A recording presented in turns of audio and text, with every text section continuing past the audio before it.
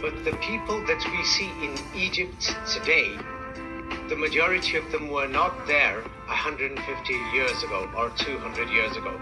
They were brought to Egypt by Western colonialists. They brought them from the region of the shipping routes between India, Arabia, places such as Yemen, Pakistan, and other places, even as far as Indonesia and Malaysia.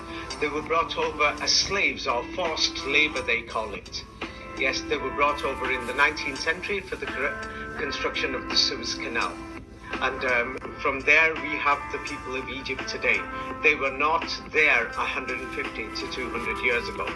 Therefore, in simple terms, the current Muslim religion and these people were not in Egypt 150 or 200 years ago. And then we have the big problem, the Cairo Koran, put together in 1924. Yes, and they claim it's from old manuscripts or ancient manuscripts. That's impossible, because the people, or these Muslim people who are in Egypt today, were not even there 150 or maximum 200 years ago. So this is impossible.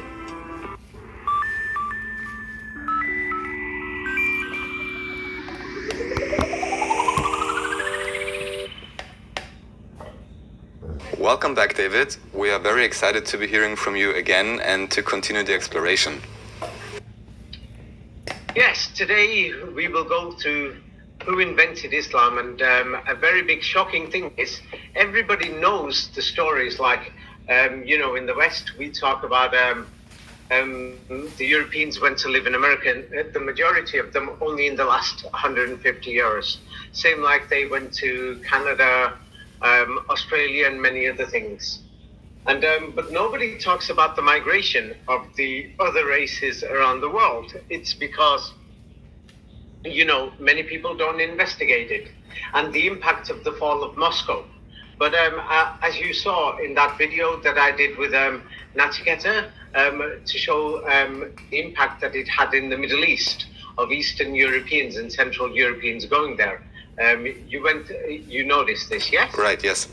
I watched it, yeah. So now the thing is, what many people don't know is that many Russians or Eastern Europeans went to the Middle East in the last 150 years. Here, you would call them Arabs today, or Syrians.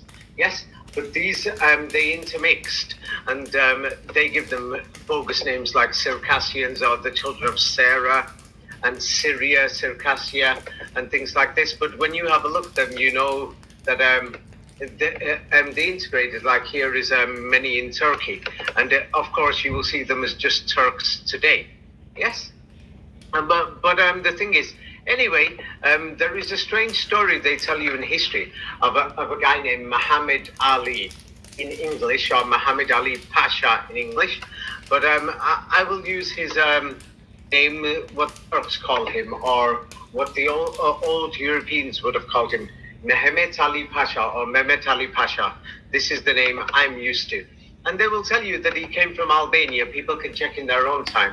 But if anybody checks the history of Albania or Greece or the Balkans, at that time, they will say the Ottoman Empire was there.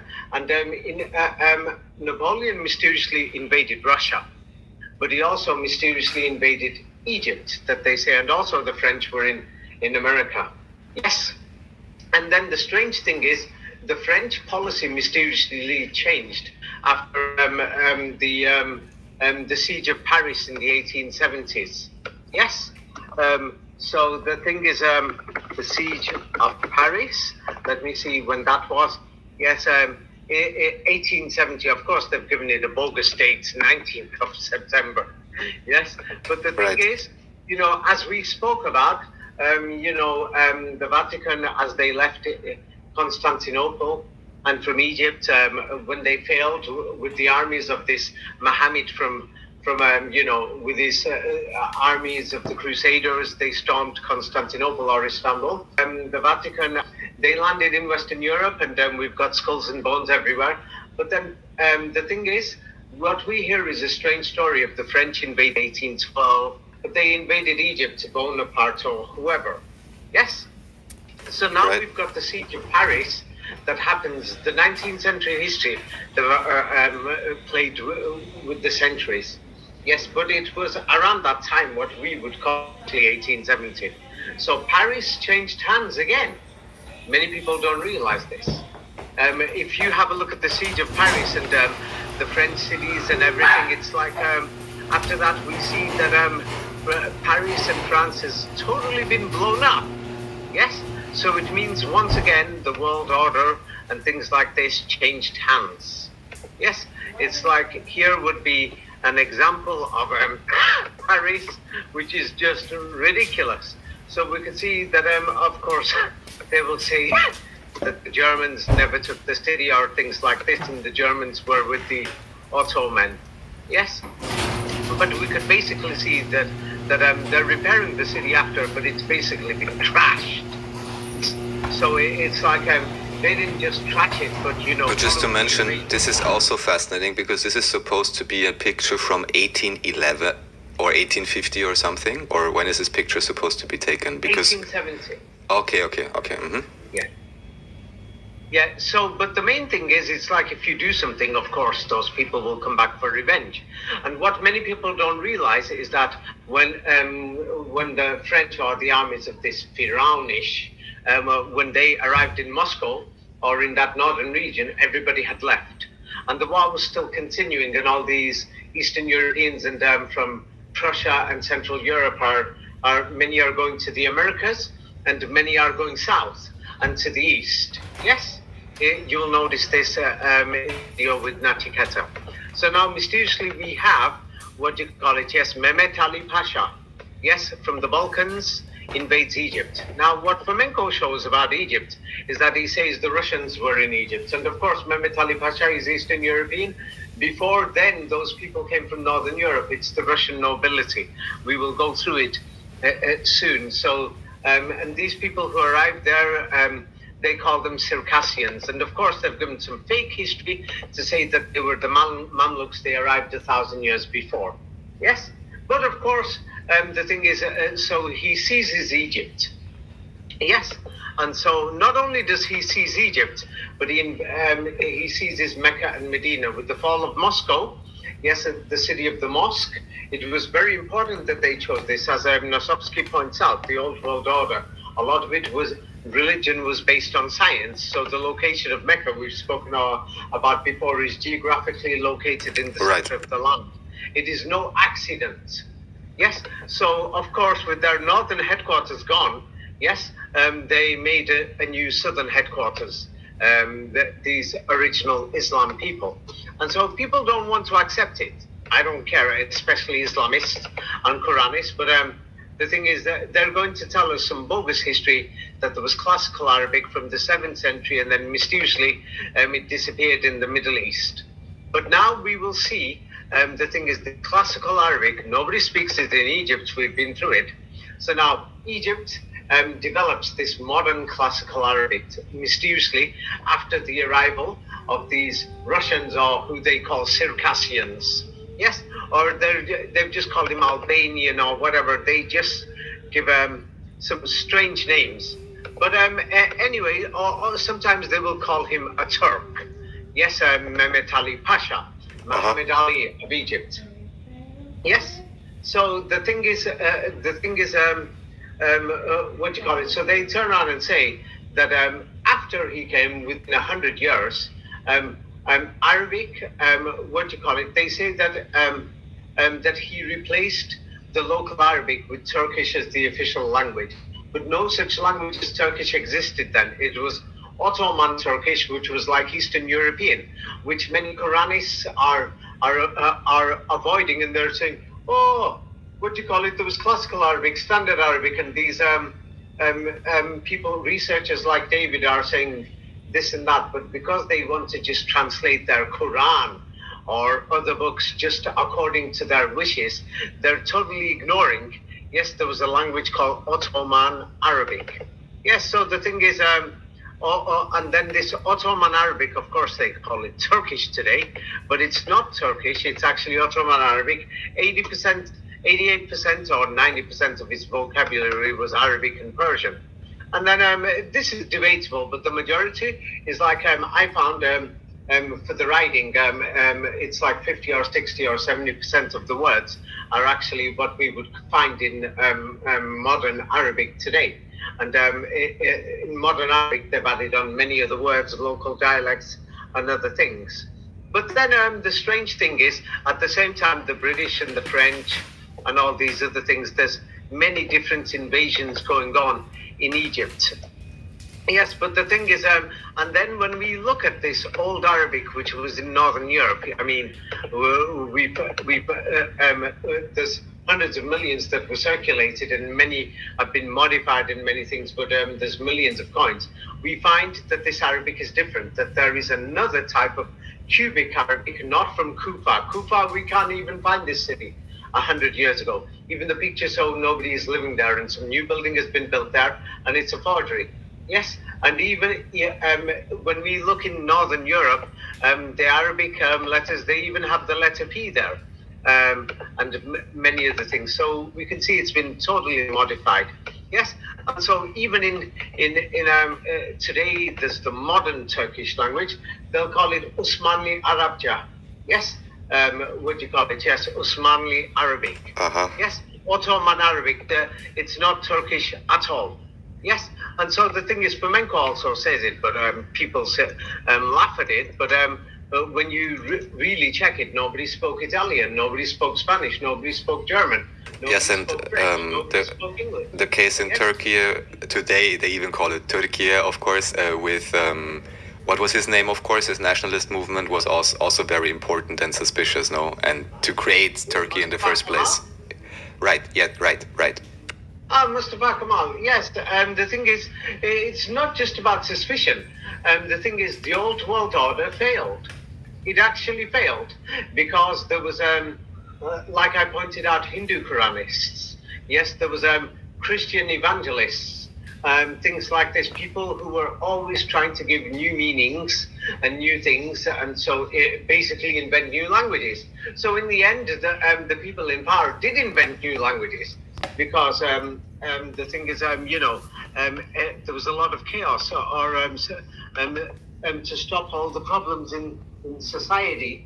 Yes, so they had to do many things. Like, for example, when we just look at the English language, yeah, just for the word messenger, yes, could it mean bearer, courier, dispatcher, errand boy, herald, letter carrier, mailman, postman, runner, town crier, broker, delivery man, go between, judoka, milkman, postwoman, sender. So the thing is, in the past, people didn't use thousands of words. Yeah, so what they did was these people who invented dictionaries, especially for commercial purposes, they invented many words and played around with the spelling. And for example, if anybody knows typical Arabic for mathematical codes, for the number one, the thing is, they say wahid or wahda or wahid. So some spell it E or EHYD. Yes, it's backwards. As you can see, the E is basically the same. Yes, and so that's one spelling for it. Yes, so but other what was that? EHYD. So here is another spelling for the same word. So the thing is, people play with these for their mathematics. There's E, A, which is the number one, yes, and H and D. But we've got what they called Aleph, or the alpha. Yes, so why is it spelled differently there? Yes, so the thing is, then, what do you call it? Yes, you could change it again. Wahid.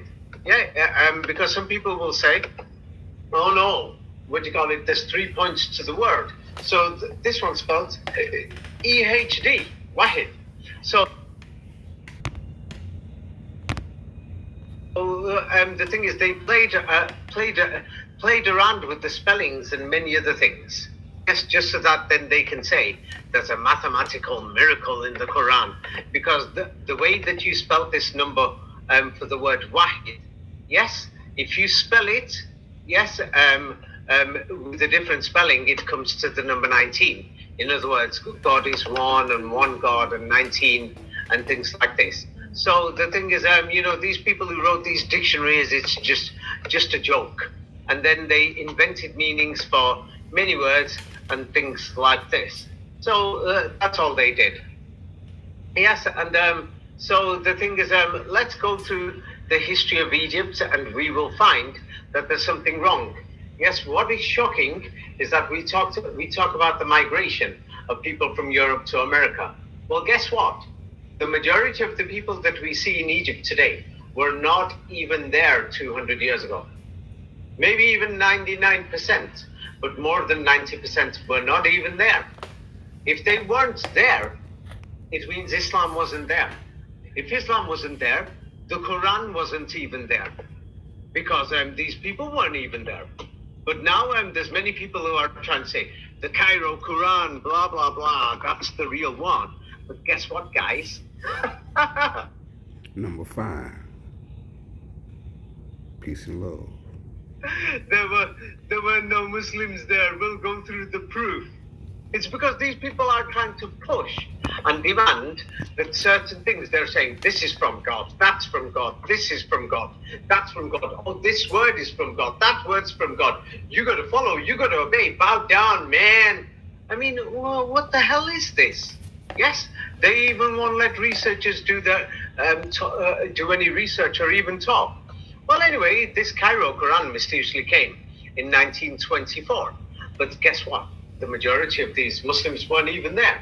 And the majority of the so-called Arabs, they only arrived after the 1840s or 50s. And if somebody's going to turn around and say, oh, how can they remember? Oh, no. You know what some of these Islamists and Quranists say, Raphael? You'll find it shocking. Yes?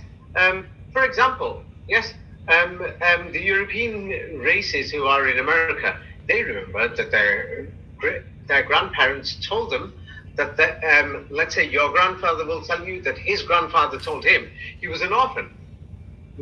Thousands of people, millions of people know these stories throughout Europe and America and Australia and Latin America, yes? Yes, yes, very true, yes. Oh, but guess what some of these Islamists and Quranists say? Oh, we can't trace the history of Muslims. Yes, there's no way they can remember, 100 years ago. But no, the Europeans and Americans can. Are they trying to be racist here and say that people from the Middle East have got no oral tradition, can't remember anything? But no, the Europeans can remember. Throughout New York, Chicago, go city to city, ask people, they'll say, my grandfather told me that his parents or his grandparents, or they were orphans, or they came from Poland, or they came from Italy, they came from Spain. But no, when it comes to the Middle East and the Muslims, yes, just to justify, yes, what they say is the Quran and the meaning of this book, and just to justify and say this is what God says, they're going to say, oh no way can they remember. Don't you call this hypocrisy and evil and a lie? Or what do you call it? Yeah, what to say? Is that all you say? It's like there's people out there trying to brainwash people. I told you, hundreds of people have started to read and study the Quran because it has an important message, which I pointed out. But that doesn't mean that other people should come along and turn and say, hey, don't you declare this is the word of God, or that's the word of God, that's not the word of God, this is not the word of God. I mean, what is this? Well, as with any, let me just say, as with any text, it's one thing is to take something as a research document and try to extract valuable information and ideas, and the other thing is to say that something is an absolute truth, which is especially problematic if then you have individuals, of course, even with the U.S. Constitution, apparently, people. Well, thank you for using nice words. No, let me just finish. When people interpret it, and then everyone can subjectively interpret what they or their group say is the absolute truth from God. Of course, that is very problematic. Yes. Sorry, I'm not going to use intellectual garbage here. I'm going to use simple words. Just a bunch of monkeys. Yes, trying to brainwash people. These people are the type of people that led to the collapse of the beautiful old world order. Here is, what do you call it? Yes, a Masonic lodge in Cairo. Yes, as you can see in the 20th century, in the first half of it, I think. And there were many Masonic lodges. I think it's in the 1940s or something. But anyway, the thing is the people over there, they weren't there. Okay. Yes? Where did they come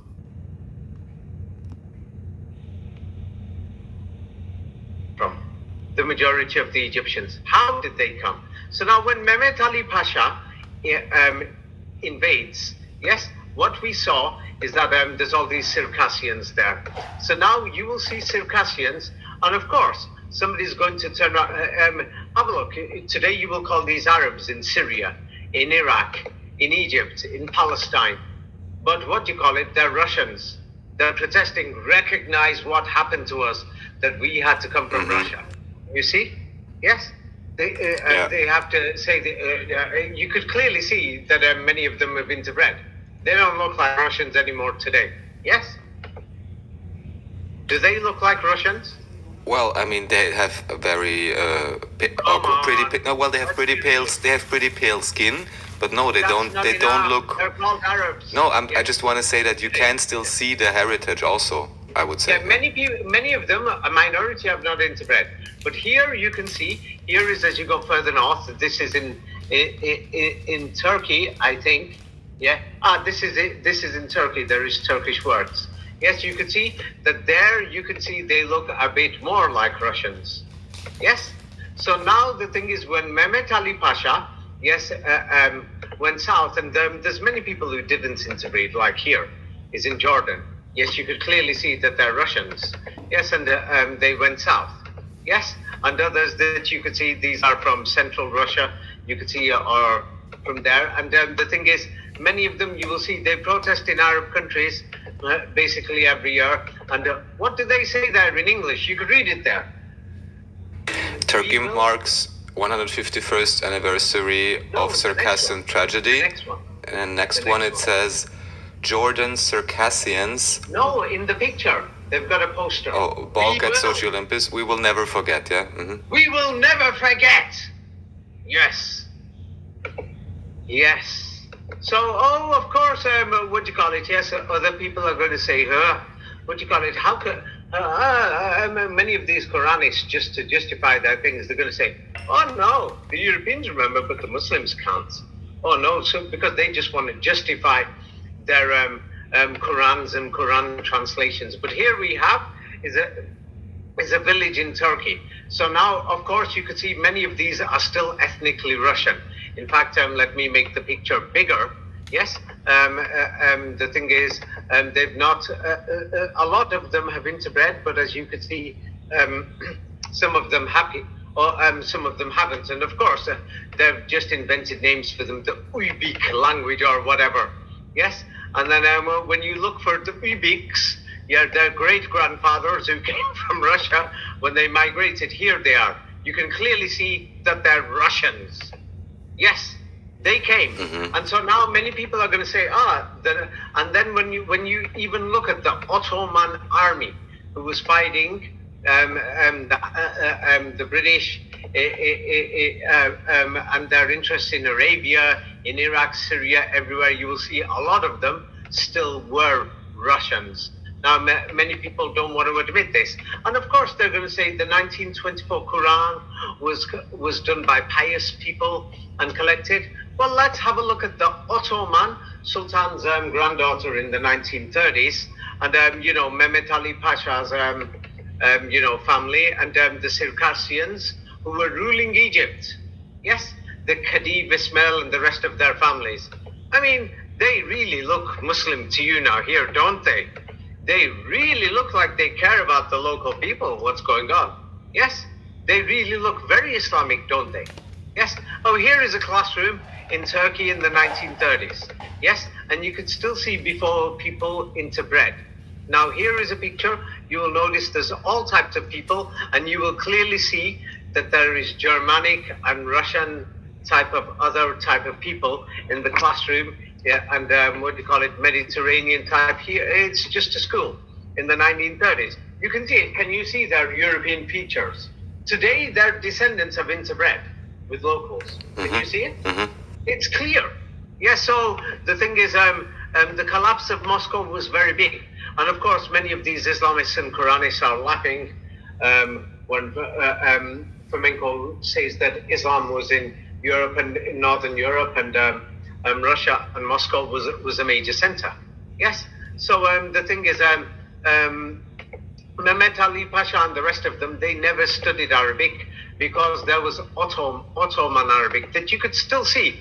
Even Mustafa Kemal Pasha, who they call Ataturk, they are wearing these Russian hats. Yes, you can see it. That it was well known that they're wearing these Russian hats that many of the British wear. So the thing is, they went and they've interbred. And the history of all these sultans and everything, you can check in Egypt. It's strange. Yeah, they've given false dates, 19s, too many 19s and everything. But anybody who looks at the history will be able to figure it out. But anyway, so Mehmet Ali Pasha and these people, they come running to Egypt, like even in Syria. Yes, and everywhere else. There's so many of them, and people cannot imagine.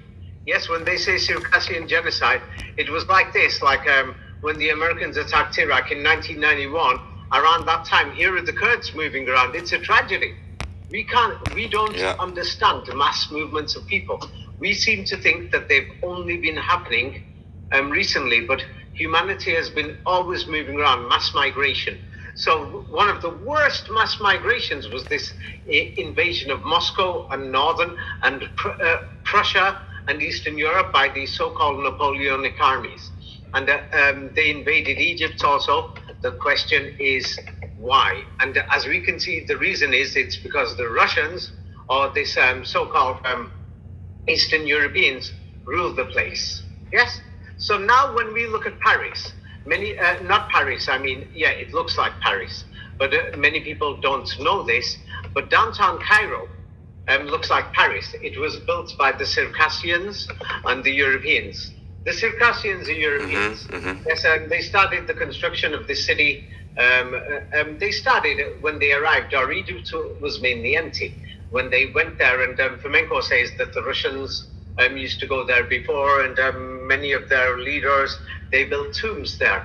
And he even shows the Russian involvement of building the pyramids. At first, even I laughed at it.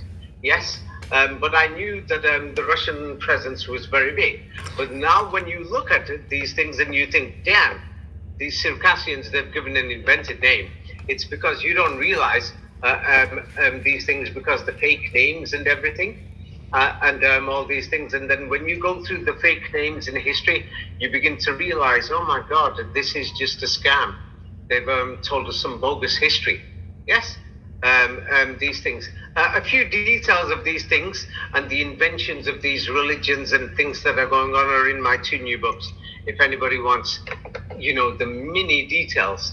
So now, the thing just very briefly, because you're showing this picture from Cairo, and I believe you mentioned that you also visited yourself. So around when would you then say the city would have been constructed? All of these buildings, around what year in the current the timeline? Construction started after the main Russian invasion, which we call when the French these armies went to Moscow. The elite and everybody, they just left. They took their cash, they went to other places, and many of the elites became businessmen. And this would be like around the year 1820s, you could say. So and just why I'm asking, because Ali Pasha went with a huge army. Yes, and with many people, and he had a lot of money. We're not sure where his father or grandfather came from, but it looks like they were part of the elite from Eastern Europe and from Germany when it collapsed, and they crossed into Egypt and they thought, new land there, we're just going to build a new city. That's how it goes. Unfortunately, that's the reality. They've gone there, they've taken it over, we'll go somewhere else and we'll start somewhere else. Yes. I'm just asking about this, and then I'm done with this, because if these are also tall or particularly imposing buildings, anybody can have a look and check the history. That in the 19th century they built Cairo. It was designed on the same design as Paris, because Paris was the new Jerusalem at the time. Yes. Right. Yeah, if you go there, you'll think it's Paris. But a lesson to be learned is that they brought too much immigration for the construction of Suez Canal. That's where the new people come from. We're going to go through this. And then because of the high birth rate, because they brought them as slaves and they abused these people. So because they abused them, that's why Egypt's population has skyrocketed to 110, 120 million people today. It's in the third world. 50%, half the people are peasants, almost like with a bit of modern amenities, but we're talking living in the 19th century or 18th century. And it's so ridiculous. We don't know what the future of that country is. It can't feed itself. And the thing is, the population is going to double. Again, it's like, it's gone up from, I forgot, I think it went up from 3 million to about 6 million by the 1860s or something, and 10 million by 100 years ago. And in 100 years, it's gone up to 110. It went up to 100 million. I mean, what a joke. Yes. The thing is, it's because they brought these people and they didn't manage them or integrate them, and they brought them as slaves. Many people don't know about the slave trade, and they brought them from the Indian subcontinent. And many of them, it's like they brought them from India to Arabia as slaves, let's say. If they brought some people in the 1850s, then in the 1860s, their children or somebody, they brought them from Arabia to Egypt. So originally they came from as you could see, from India. That's why we see a lot of them have Indian features. It's shocking. Let's go through this. It's because many people, they're idolizing this Cairo Quran, Corpus Quran, Islam Awakened, and they're saying these are the meanings. Well, we went through it. The dictionaries were invented. Now let's see if there is even a Quran in Egypt. Yes, let's go through it. Because these people, they're bringing a religious agenda. Yes, so that's why I thought this is very important because I'm going through history. Yes, I'm not going through religion. So now here is somebody, Ayman, it's an Arabic name. So the thing is, many people are asking where these Qurans came from. Yes, where did they come from? You could read it yourself. The fact is that copies of the Arabic Quran of various readings were printed in Europe and sent to Muslim countries. So the Europeans are printing these Qurans and they're sending them to Muslim countries, knowing that more people are going to become Muslim. Yes. So what are the differences, the various readings? Before the 1924 Quran, there were various readings of the Quran. The differences included variations in letters, verbs, and nouns. Yes. So that's what they did. So now the thing is, in France, for example, they use in many websites often the Tunisian Quran and things like this. So now many people are going to say that Egypt's people knew what the Quran meant. They could write this current Arabic alphabet and this Arabic language, they knew it. Yeah, many of these Islamists are going to claim this. Yes, we're going to go through soon where the people came from. Yes, but the thing is, of course, you have to educate them and things like this. So, for example, you could read this. Fighting illiteracy in the Arab world. The efforts of all Arab countries have resulted in the reduction of illiteracy rates from 85% in 1950 to... That's enough. Yes. Let me just show you. In 1950, 85% couldn't read and write. In 1900 or 1924, when the Cairo Quran came out, we're talking 98% couldn't read and write throughout the Arab world. Yep. They can't read and write. They can't read and write. So the thing is, there was an oral Quran. But we're going to go through this oral Quran too, either in this video or the next soon. So the people can't read and write. Yes. And the thing is, and if people are going to say they speak Arabic, because nobody speaks Arabic as a native language. Yes. Many people say, indeed. Indeed, no serious linguist can claim the existence of a real community of 280 million people who speak Arabic at any level of native speaker, I guess, yeah? Native speakers. Yeah, nobody does. They learn it in school. Who introduced this system in schools? And the thing is, because the schools have failed and people still talk their dialects, the education system is very bad. Half of Egypt still lives in villages like peasants. Yes? So many people are predicting, yes? What are they predicting? As per experts, Arabic will get obsolete in the next 100 years. Yes, as a spoken language. So now we will go through the reality of Egypt. Yes, the absolute reality. Yes. So now here people can read hundreds of books written by Egyptians. They can go and ask people, go and travel there, spend 6 months, go to the villages, talk to people's parents. You could read this. The creation of Western education systems in colonial Egypt and India. At the time of the British occupation of Egypt in 1882, education was overwhelmingly centered on a transmission of religious ritual and text. In Muslim kutabs, boys memorized the Koran and learned rituals such as prayer and ablution. That's it. Ablution means washing their heads, hands, and feet. Yes, it's because the people didn't even have shoes. Yes, so this is very important because many people are asking, if the people didn't even have shoes, yes, it makes sense that the Quran will say, wash your head, your hands, and your feet. So this raises the question, how old is the Quran? Have things been added or deleted in the Quran? Because they brought many of these people from India. That's in Hyderabad in India, and they look the same, exactly like the villages in Egypt at the time. And here there is an example of transit from India, and of course they brought a few Africans. So they brought them from Baluchistan, a bit more wider skinned in the Sindh region, and other things, even from Afghanistan. So they're bringing them, and here is what you call it in Zanzibar. Yes, on transit, that they're sending them to Egypt, sending them to from Egypt even to the Maghreb, Morocco, Algeria, Tunisia. And so have a look carefully. Have they got shoes on? No. So this was a major reason why they said, wash your heads, hands, and feet. So now this is very important. So the British invaded in 1882. We will go through why they invaded. Yes, the children are memorizing the Quran, and they're learning how to pray, and how to wash their heads, hands, and feet. But what we can see is, if anybody has a look at these kutabs, kitab means book, yes, these places where they learn the book, yes, they didn't memorize the whole Quran. In different places, it's like they basically memorized about 5 or 10% of the Quran. That's it. Yes, and so that's it. But that's not a lot.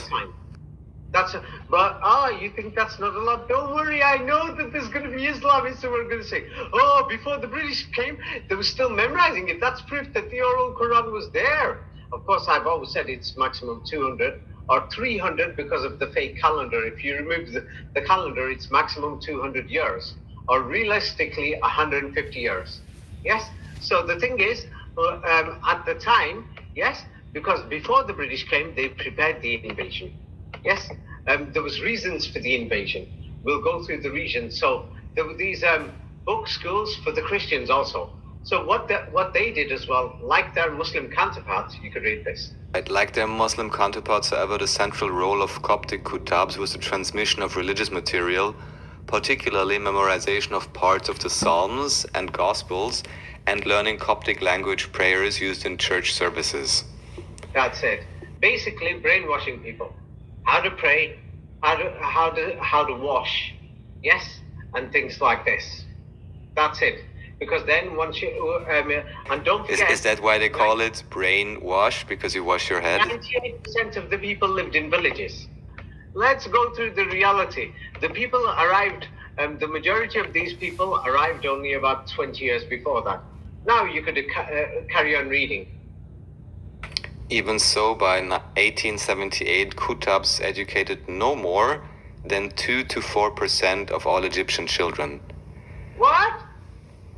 Are you trying to tell me that only 2% of people were, don't forget there's Christian schools and Jewish schools, yes, and also secular schools. So let's say it's 4%, then that would mean the Muslims only had a 1% share. 1% of all the children in Egypt were learning how to pray, wash their heads, hands, and feet. Yes, and how to read basic Quran. We're talking 1/10 of the Quran. That's it. 1%, 99% were not. So let's see now the British invade, and what do they do?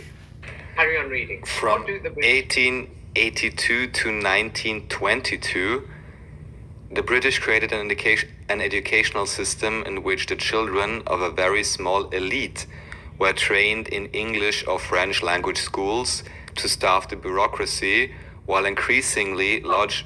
Right, stop. Yes? Now, when we're saying the elite, at that time, there was still a lot of racism. So the thing is, the Circassians or the Europeans who came and they were in the cities. So they were actually training in English and French and other things. And the original Ottoman Arabic was still there. Or Osmanli Arabic, they call it, was there for the elite. Yes, for them. So they're a minority. And then the British opened up. What did they do? Increasingly? Yes, while increasingly large numbers of kutabs were retooled to provide elementary education in Arabic for the masses. Carry on. By 1905, the Ministry of Education inspected over 2,500 schools and supervised the education of approximately 76,000 students. By 1906, the number of students had doubled.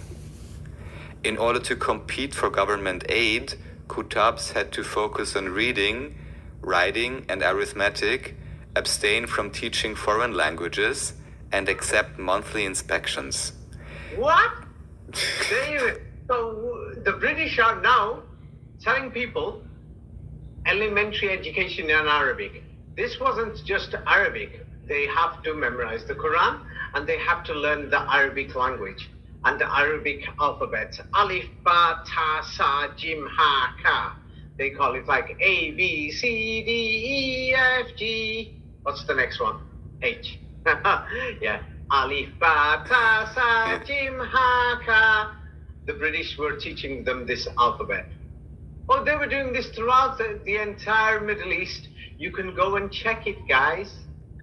Throughout the entire Asia, everywhere, all over the world. That you've got to learn this Arabic and you've got to memorize these things in the Quran. You've got to learn how to pray, wash your heads, hands and feet. You can check all of these. So in order to get cash, yes, you have to focus on reading this Quran and learning these few things, yes. And the kutabs were exactly inside the mosques or next door to the mosques. That's where they were. Or the British built the mosques in all the villages. 98% were in the villages. In other words, controlled these people. And why would you say... I don't know why they wanted to control them. There was a genuine reason. And they had to abstain from teaching foreign languages because the people could not speak Arabic. Yes?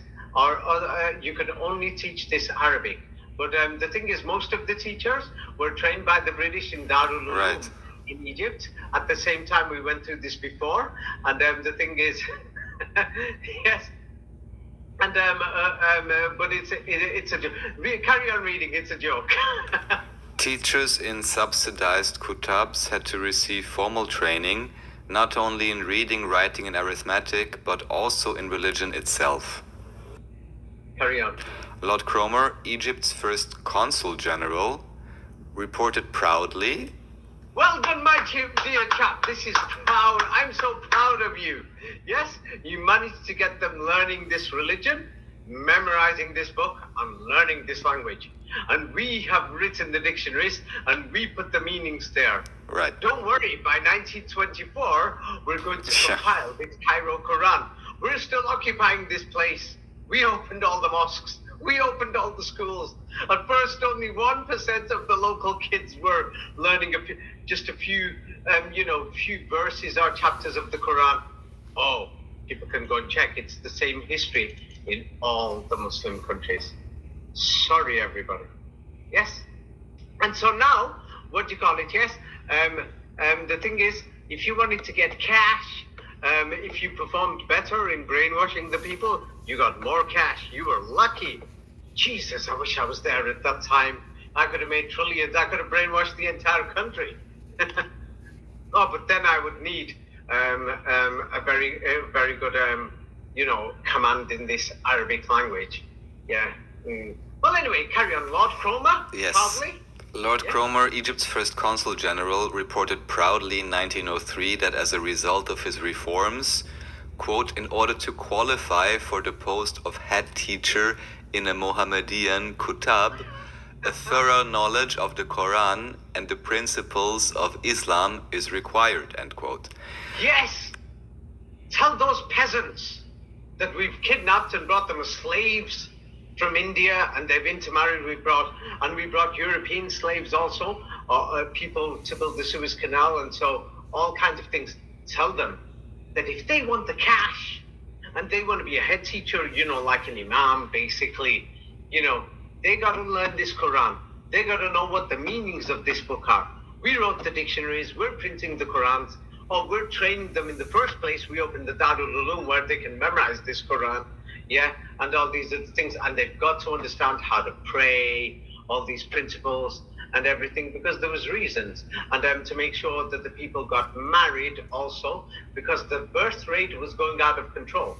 People were just having children, people weren't getting married, people were basically sleeping around and other things, because they brought them as slaves, kidnapped them, children, for the Suez Canal. They grew up without any proper languages or anything. If people know this history, it's actually very sad. So another reason is it's not a conspiracy to just hide it. Well, it is. But the thing is, who wants to bring out this sad history? It's same like, when people find out their ancestors were orphans, kidnapped, they start after. Yeah, but why is it important so it does not happen again? I mean, that's obvious, no? It's not about happen again, but the thing is, it's like nobody wants to believe it.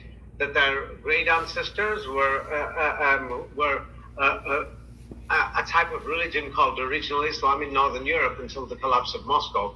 Then everything collapsed, and then they ended up in America and Australia. And if you tell them, they're going to say, no way. Yeah.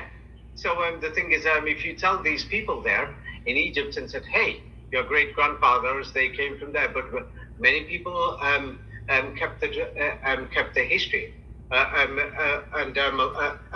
Many people have forgotten. Yes, not only that, but the Khedive, basically that's the Pasha, the Circassians or Russians. Yeah, so what they did was, you're going to make sure there's a group of Christians here now. Yes, and there's Jewish schools they opened too. So by 1910, what did they do? By 1910, the Khedivial Training College was teaching Christian teachers how to instruct their primary school pupils in Coptic Christianity. So what is clear now is that the British were printing Qurans. The British were opening up these Islamic schools, kutabs or madrasas, and they were teaching people to memorize the Quran and to learn this Arabic language. And they gave the meanings to these Arabic words, and they provided the Arabic dictionaries. At the same time, they're opening Christian schools and training Christian teachers, so that many of these people who they brought from the other parts of the world, like Yemen, Kuwait, Pakistan, India, Sri Lanka, Bangladesh, Indonesia, Malaysia, so that many of these people could become Christians and Muslims. Well, they fought them during the construction of the Suez Canal. And these people, they brought them and they multiplied. And the population grew very fast. They were brought in a disorganized fashion, and basically it was criminal what they did. They kidnapped them. Yes, they brought them as forced labor, or slavery as you would say. But also they brought many people from Europe also as construction workers. Many of them were forced to come. They were slaves. But the thing is, of course, they're going to just say it's forced labor. So it's shocking to see what the British actually did. They're opening up Islamic schools to actually learn the Quran, to learn how to pray. And they're training these teachers also. Yes? And they're opening up Christian schools. Therefore, we've got these Christians in Egypt today. Yes, and they're teaching them how to pray and other things as well. So it's very shocking. Yeah. Well, anyway, what happens after this is that the British devolved responsibility for education to these so-called priests. The priests were making money. And so right, because they were already the approved head teachers that did exactly what the British wanted, of course, yeah. Yeah, and so the thing is, what they formed is the Muslim Brotherhood. Yes? And so the schools got bigger. they started offering what we would call, people say Western style education. No, they started learning history, geography, fake history. And so many people who were learning the Quran from the 1880s, they had to give them hadith later, 20 years later. They grew up because people are asking, who is this Prophet Muhammad? Yes. Then they had to show them, Hajj, it's over here. Then they brought this book. They brought all these things. It came from Europe. Yes. So the thing is, it was a joke. There was other Western people coming, opening schools there in the cities for the 5% and things like this. But that 5%, there were these, for the Circassians and the Russians and other things, or what they call Turks or the Ottomans. Unfortunately, the world was a racist place, and the thing is, we've improved today. But the thing is, many people, so the British were opening up all these kitabs, and read the second paragraph. While the primary purpose of pre-colonial kutab education had been to teach religious rituals and aid in the memorization of key religious texts, in the new government schools the emphasis was on secular subjects, with the prominence of religion and education inversely proportional to the students' economic status. Yes. Okay, but... just one thing, just to be clear what this means exactly. So this means if they were poor, they were learning a lot of religion?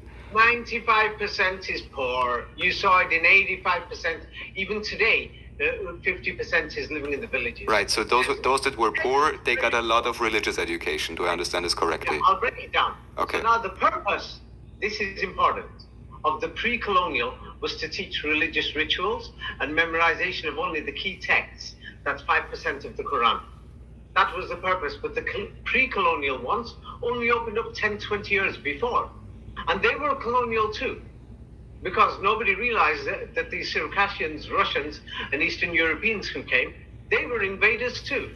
And they weren't the local people. Who were the local people?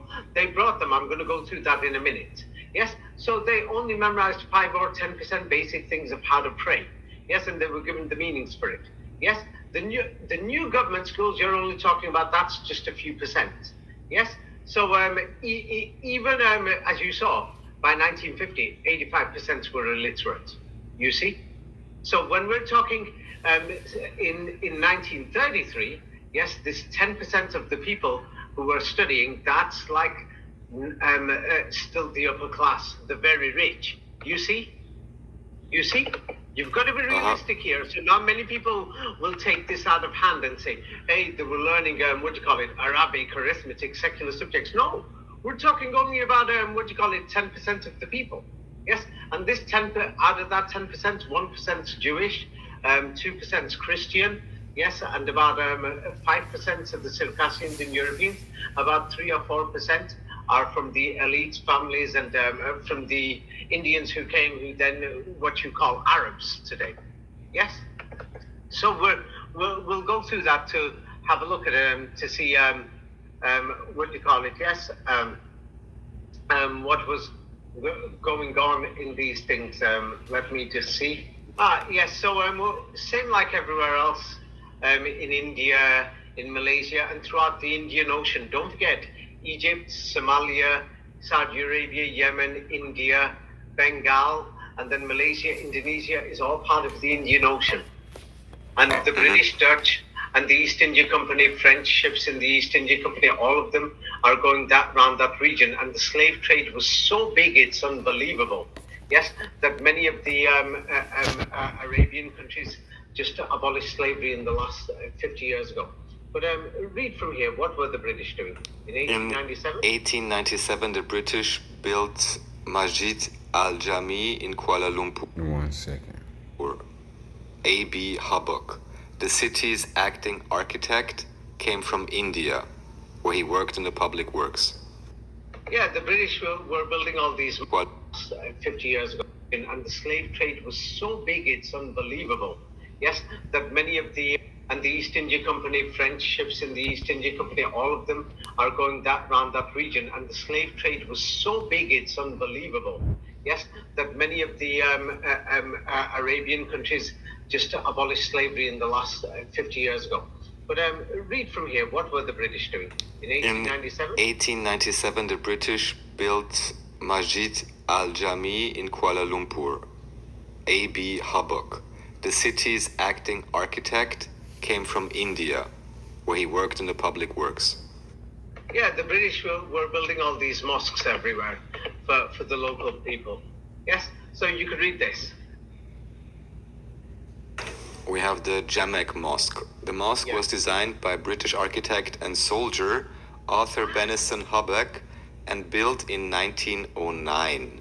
It was the principal mosque of Kuala Lumpur. Yeah, so the thing is, many of these mosques, and many of them, they've given them fantastic ancient history. You could read this. Sultan Suleiman Royal Mosque is Selangor's Royal Mosque, which is located in Klang, Selangor, Malaysia. It was constructed by the British in the early 1932 and was officially opened in 1933 by the late Al-Marhum Sultan Sir Aladdin Sulaiman Shah. Yes, so the thing is, they built hundreds of mosques. And the thing is, in fact, what is shocking is that, this is very shocking. Carry on reading. Yes? Yes. Mosques and other buildings that were made by British architects who adopted the architectural languages of British India. Yeah, so the thing is, they started the process in India, and then it spread it. It spread to the east into Indonesia, Malaysia, into the west, into Arabia and Egypt. But what do we see? Yeah, carry on reading. British colonizers in this one. British colonizers sought to bring classical architecture, which presented a more Middle Eastern, Islamic style to the mosques seen in the domes. Mm-hmm. Yes, and so not only that, but people can check. So all these people, they took the Koran throughout the entire region. Yes, today we'll focus on Egypt, but here is examples. Like you could read this. Yes, the Dutch authorities. The Dutch authorities introduced specific policies on the administration of Islamic law, the pilgrimage to Mecca, and religious education. Yes, the reality is, after Mehmet Ali Pasha, yes, and the Circassians or the Russians took Mecca, Medina, there was nothing in these cities, and they found these locations. Mecca already had some religious significance. The evidence shows that there was something there, and it was like the central location of the world or something, and there was a tent there like the tabernacle of Moses. And then the thing is, it only became a central focus after Moscow collapsed, and then Mehmet Ali Pasha seized the place, and then it was only constructed after the mid-19th century. And then the Europeans were, what do you call it? Yes, were taking people to Hajj and things like this, and they basically did everything. Yes, people can check all these things out, and they were competing. Yes, the British East India Company, the Dutch East India Company, the French East India companies, and other things. So they were all competitive, as you can see. Yeah, you could read this. The British East India Company was fiercely competitive with the Dutch and French throughout the 17th and 18th centuries over spices from the Spice Islands. It's not just spices, the real thing. It's an interesting example. Yeah, they're trying to make it sound nice. But here, have a look. This is the way that the Europeans treated these people. This is in the 20th century. Yes, you can see they've got white cloth on, and of course, military have got a bit more better cloth on. But the thing is, here, the so-called discovery of Tutankhamun's grave. Now, when you look at downtown Cairo, you can even see this is very important, because when they brought them over as slaves, yes, of course, they're going to say laborers and workers. Here is in the 1930s. Yes, and so this is in a district where the locals were. It's like, for example, if you were a Circassian house, you, your wife, your 3-4 children, you would have probably 10 servants. one in the living room, one in the corridor, one there, one to carry your shopping, one to do the... It's like some families have in India today, from what I heard. Yes, for night security, things like this, everything. So the thing is, many of these people came and they've all got white clothes on. It's because many of these people in the countryside were absolutely, totally naked. I'm being deadly serious on this. And so the thing is, they brought a lot of people, one, to build fake monuments and build the cities and other things, and to build the Suez Canal. They brought them from the Indian subcontinent. And these children, of course, they had no education, nothing whatsoever. Yes, so they gave them this Islam. They brought these people, here they are, working in Luxor. You'll find many of these Egyptian cities didn't even exist. You can see there's no houses there, nothing from the past, that nobody could have survived in that desert region.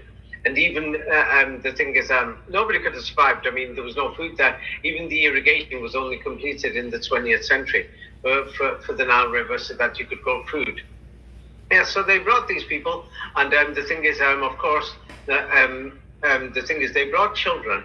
This is an example. This is a bit later, but the thing is, those children were born from they call them forced labor, from the children of the forced labor. Now, the forced labor was men, girls, and many of them were like 12, 13 years old, because they knew that older people would probably run away. So they brought them.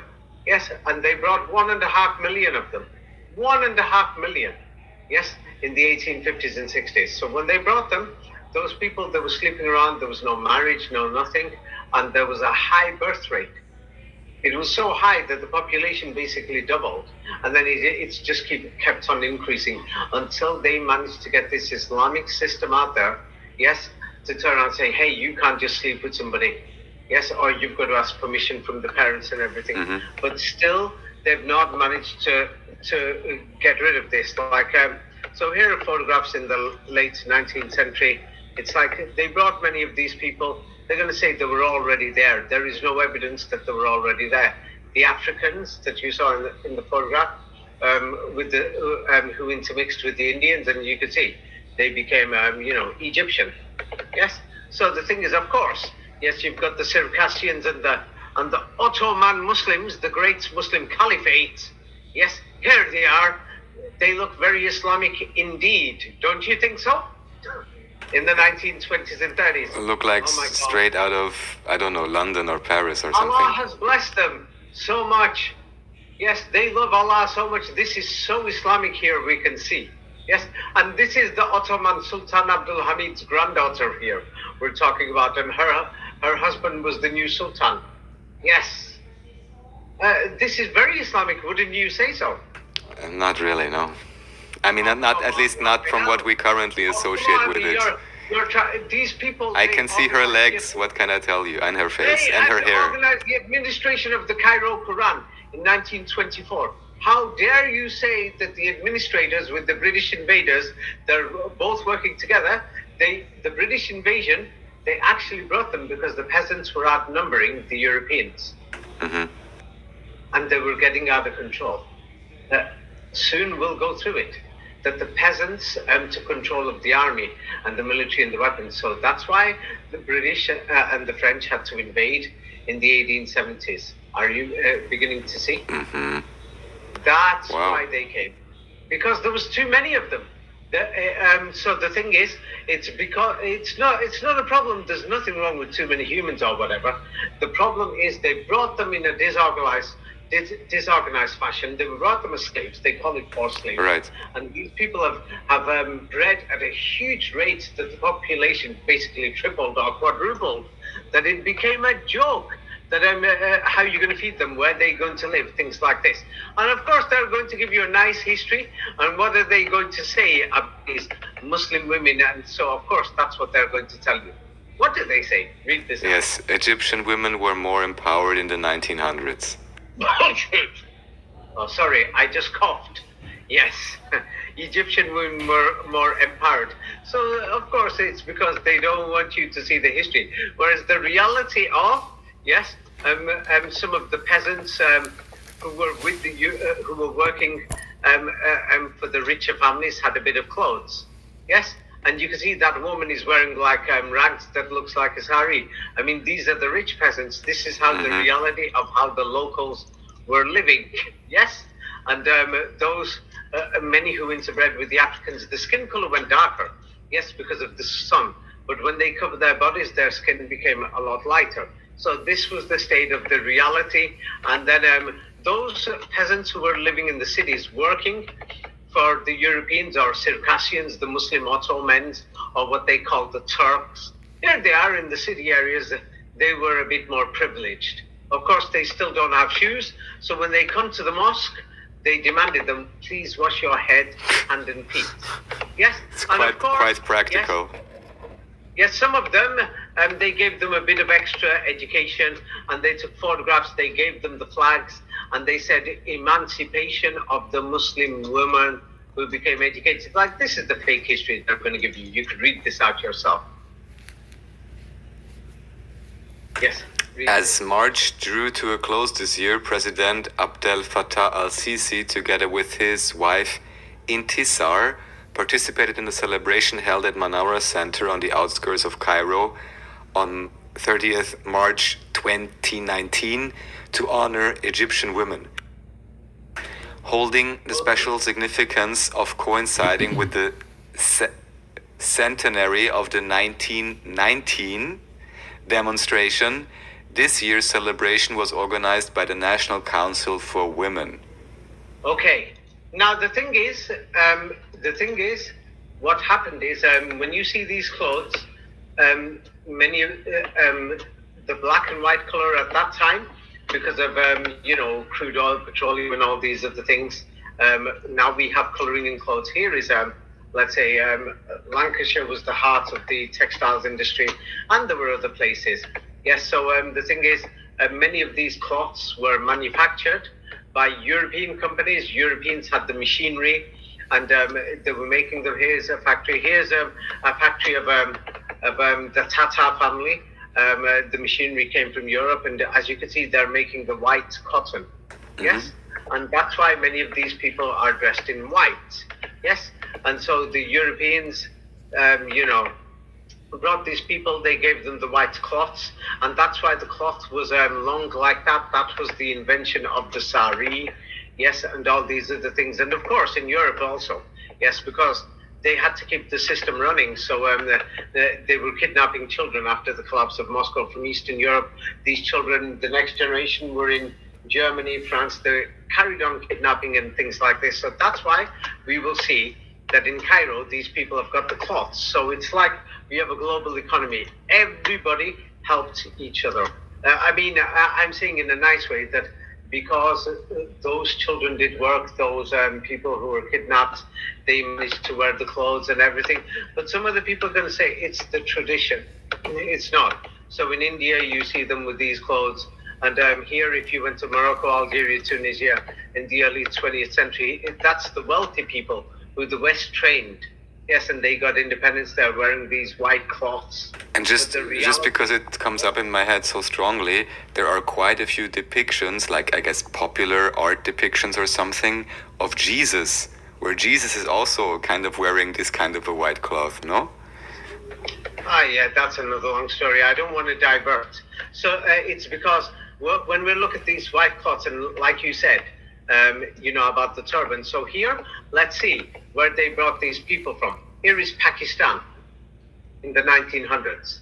They don't look any different to Arabs. They don't. As you went north, they look a bit wider. Yes, in the south, they were a bit darker. So now the reality is, it's because of the administration of what the wealthy people did from Europe and from the pashas and the principalities. They mismanaged everything. That even when the partition of India and Pakistan happened, people are still wearing the white clothes. And the thing is, you can't tell the difference if they're from Egypt or somewhere else. Yes. And then the thing is, many people became refugees because of religion. So now let's have a look at Karachi. So now here in Karachi, this is where the peasants or the local workforce came. This is where they would live. You can see the mud hut construction style, as we still see that construction is still there. in places like Morocco, Algeria, Tunisia, and Pakistan today. But let's have a look at the European buildings that they built. There was a huge European population in all these places of white Europeans. Yes, and the thing is that they brought many of these people, they mismanaged them, and there was a huge birth rate. That was a mistake because we're suffering from this. And the thing is, many people don't want to accept the reality. But let's have a look at the Afghans. They were trafficking Afghans all the way down to the Sindh Valley, down to Karachi, Gujarat, and all these places, and they brought them to the Middle East. And you'll see here is, the Pashtuns, the so-called Pashtuns. You can still see that if you look at this, yeah, it's actually, the thing is, if you look at this, you will still see that they were living in what we would call ancient Greece. That you can see his shield there. Yes. I'm not sure if that's to protect from a bullet or something, but the reality is the world's history is sad. So many lies were invented to create fake history and give everybody a fake history. We're looking at Pakistan, Afghanistan, and Iran, Baluchistan, Pashtunistan, and all these things. So the reality is that. Now, the thing is, so the Europeans went to all these places, same like, let's compare it to Latin America today. In Latin America, in many places, there's many natives who are naked. They don't speak any proper languages. And as you can see, they've got cloth there that's made in machines. Yes, they're living a primitive life. Yes, so what happens is people from city areas, yes, from Europe who went, they built cities, they taught them Spanish, they gave them a book called the Bible and Christianity. So now on the other side, they went there, they taught them a language called Arabic, yes, they gave the dictionaries, and they gave them a book called the Koran. Unfortunately, this is the actual history. Now, the Quran was already in Europe. Just to understand or give a time frame, when would you say this, let's say, missionary activity happened in the Amazon? I don't want to divert. It's because this is a big thing. There's many evil comments. People are saying, do you deny this is the word of God? Harassing other people. It's like, do you deny the Bible's the word of God or the Quran? It's like we've got Latin Americans who are insisting. But if you look at it, the thing is they were brainwashed. And the thing is, look, they've got some clothes there. Somebody taught them farming, things like this, languages, go to schools. But here is their ancestry. This is happening right now. Yes, that we could see that some other Latin Americans who interbred with Europeans who are called mixed. You could see somebody who's taller there, who lived in the city, has come there, and they're trying to, improve people's lives and things like this. So, what some people would call philanthropy, there is genuine people who are doing genuine charity. Yes, and so the thing is, let's go to the Suez Canal and the impacts of the Suez Canal. Yes. The impact is actually ridiculous. Yes, that totally changed the demographics of Egypt. Or they weren't. It wasn't supposed to turn out like this. Here is here is some of the machinery as time went by. But they made people that they brought all these kids and other people use their hands to dig the place out. What? Yes, I'm being serious to you. That many people even remember, and they'll say. My grandfather's, I asked my grandfather, he told me his grandfather did this. And they'll say he came from somewhere we don't know. He was like kidnapped or an orphan or something. So the thing is, of course, somebody else will turn around and say, these Islamists and Quranists, they're already saying, David said this, but how can people remember 100 years ago? Oh no, the Europeans can remember, but the Muslims aren't smart enough to remember. Because we want to give a fake history of the Quran with our fake dictionaries. Sorry, game over, pal. Yes, we're trying to brainwash people. Let's go through some realistic things. Today, it's got about 120 million people. Some people will say 110. The government is trying to reduce it and things like this. And the thing is, even in Pakistan, the mismanagement, unfortunately, people aren't seeing this. It's going to affect the rest of the world. It's like today, 245 million. It's like I'm surprised. Yes. In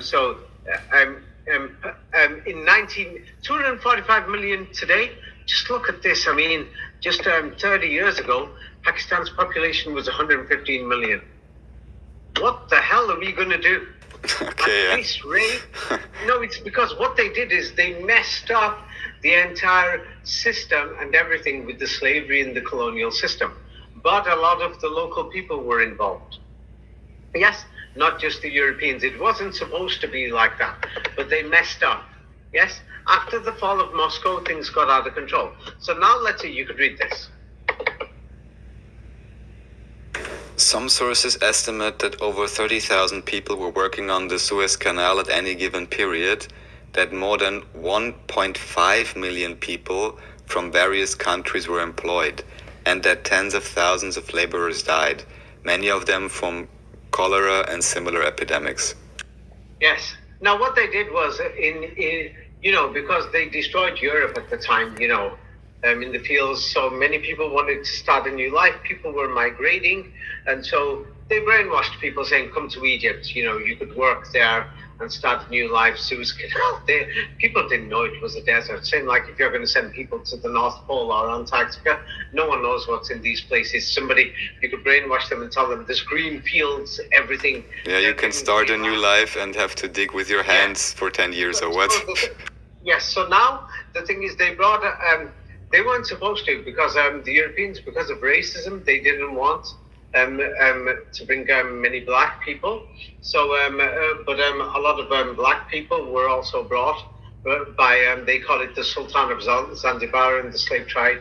The British tried to stop it. Yes, and the thing is, they brought, the vast majority from India. The thing is, if they brought people from Aden or what's called Yemen or Oman, those people, their parents originally came from India anyway. And there was like mass scale breeding going on. Yes, they were breeding them at a rate. It was like a business. That's what encouraged the population explosion in that side of the world as well. But 1.5 million, basically kids we're talking about, teenagers. I mean, who have just been kidnapped and they've not had any sort of education whatsoever. And they're just sleeping around. What do you think happened to the population of Egypt?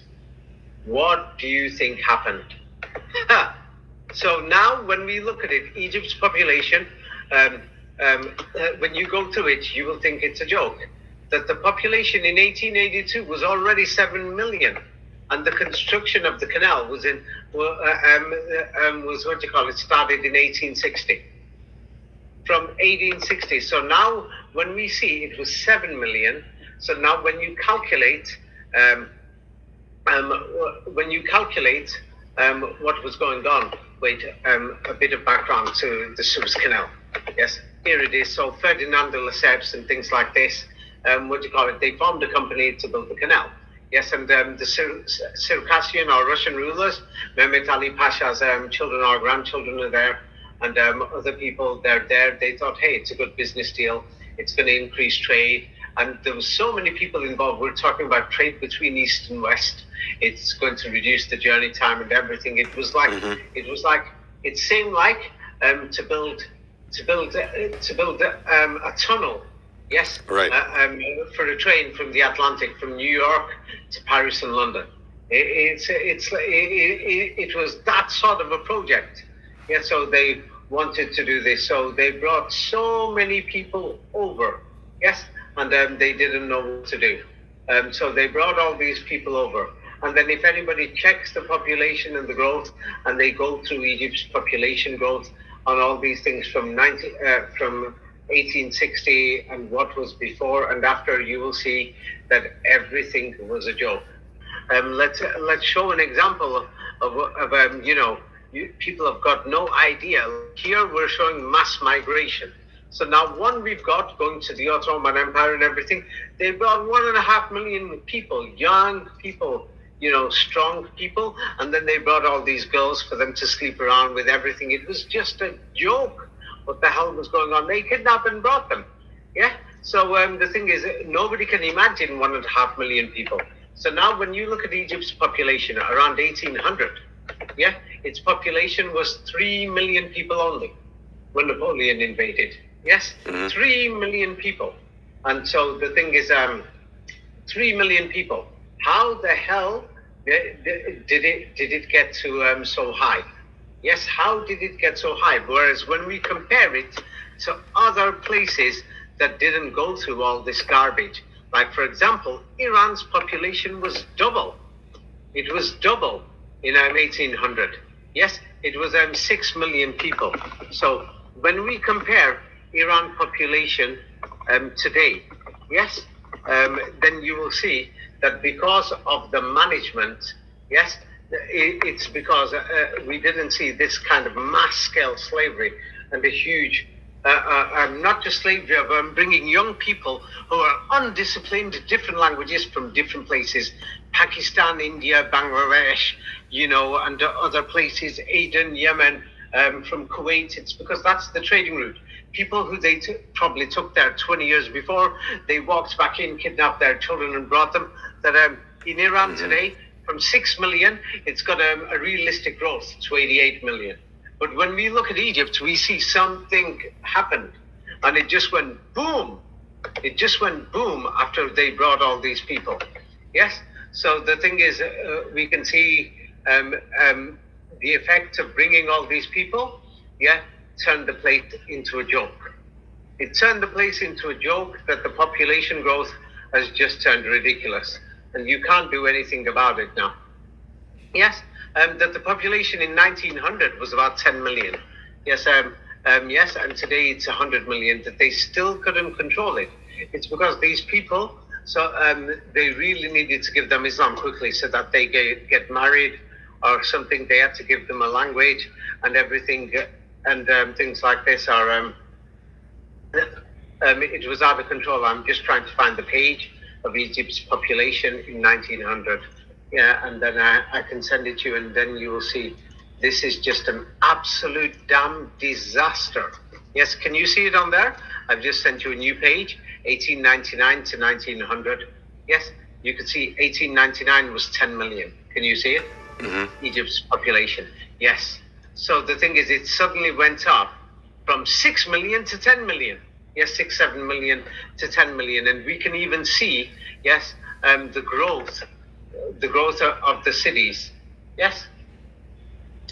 So the thing is, and at that time they brought them, but they didn't know that these people would become the majority. The British, there was people who opposed it and things like this, and other things, and you could read. What do you call it? Angered by British opportunism. What does it say? De Lesseps sent a letter to the British government remarking on the British lack of remorse a few years earlier when forced workers died in similar conditions building the British railway in Egypt. Yes. So it's not just that. There's it's a British railway. So even before the canal, this is before the canal is being built before the British invasion. So that means that, the Circassian government, Mehmet Ali Pasha's grandchildren, and the rest of them, they were together. Yes, and they said, let's bring these people. And so they brought other peasants. They were just bringing them. Yes, and of course, the thing is, they call it slave labor or forced labor. Yeah, where were they kidnapping these people from? Where did they come from? Nobody asks these questions, and they don't have a look like here. You'll see, yeah, they're working with their physical hands, no machinery, and just taking the soil out. And here they've taken a nice picture showing donkeys and other things. The thing is, but when one compares many of these districts, even in Cairo, that the thing is, in Cairo, these peasants started to increase the population. When you look at old photographs, Cairo didn't even have that much of a population. Yes, it didn't have, and you can't even grow food there. You can see that these people haven't lived there for centuries. This is Cairo. You can see the pyramids in the background. And another strange thing is you can only see 2 of them in the background. Yes, you can't see 3 of them, or maybe, but then, maybe they've modified this picture just to show the pyramids. But it's like the thing is, if they are there. But many of the buildings are new that you can see. That if you went there today, you will be surprised. This is a Mehmet Ali Pasha Mosque, which, the Muslims will call Muhammad Ali Pasha. That you could go to different districts, different areas of the city, you'll see that it's half empty. Yes, And the thing is, today, if you go there, you're going to think, oh, the city is packed out and everything. They've given it a fake history and everything. But the thing is, and then you'll see many buildings that they're going to say are ancient mosques, but you'll see it's just similar to any of the buildings that you'll find in, Estonia, Lithuania, Latvia, Milan, or in any of the places that these buildings would be called mosques, but you can see from the towers, some of them are industrial buildings and other type of buildings that we see in Europe, and shabby construction of some of the buildings. You could just see that it looks like, European cities. And then if you go through the old district, what they will say, the Al-Azhar district, and you look at some of these buildings properly, you'll see that the thing is, they were built by Europeans before, and then, of course, you walk through it. I've walked through it. It's an amazing district. Many buildings look like industrial buildings, and many of the buildings are actually buried. It's ridiculous. The amount of burial shows some type of disaster or something happened. But here is supposed to be one of these ancient mosques to prove that it's, Islamic history. Yes, but the thing is, for them to justify these Korans or whatever and say these old things, there's Arabic writing there.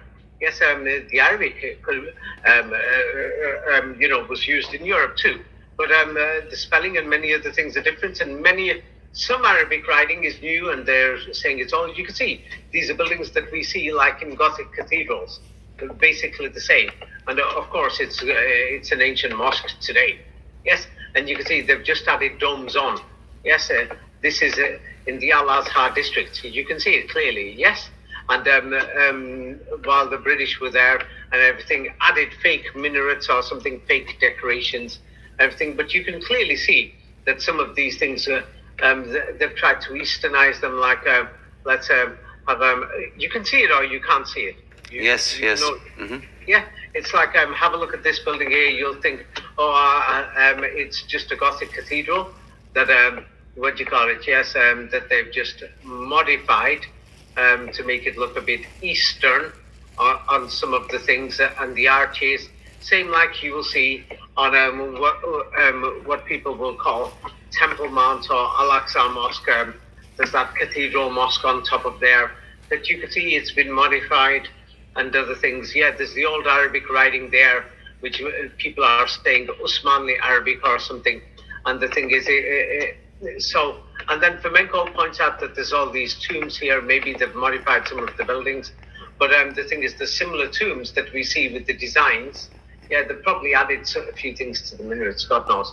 But these districts are not empty today. And you'll see that these buildings are similar to things that we find in Uzbekistan and throughout Europe. And they've probably modified the dome shapes. It's like you will clearly see that they just look like Gothic cathedral buildings that we see in Northern Europe, some of them. Can you see it there? Or you cannot see it? It's like you can totally see it's been added to and other things that when you see it, and God knows, even in the European ones, they've modified them to make them look more Christian, to make them look genuinely Christian. Yeah, the only issue is because I live in Vienna, at least here we even have some churches that look more like dome mosques or something, so I'm used to all type of buildings. Yeah, and here is Al-Azhar University itself, and here you can see the great Al-Azhar students sitting on the floor, disorganized while the British Governor General is training these people to learn Arabic. And you can see that this is the main Al-Azhar. I've been there. You can even see that most of these arches and all these other things, the pillars, they're actually brand new from the 19th century. They're not even that old. Yes. Now, the thing is, because this is taking a lot longer than I expected, we'll have to go through the entire slave trade of bringing these people there and everything some other time. Or people can study it themselves. It's taking a bit too long. I actually thought maybe I could finish it off now, but unfortunately it's taken a lot longer. But here is an example of Arabic writing in Russia. Yes, 200 years ago. It doesn't look anything like the modern Arabic that's in the Cairo 1924 Quran. the shapes, the symbols, many of the things have been modified. So people are going to say, what about these Quran verses that we see in certain places in northern Russia? Yes? And the Ottoman dictionaries, nobody wants to look at that. The Quranists don't want to look at it because then their fantasies are dead and their invented meanings for the Quran is dead. It's game over.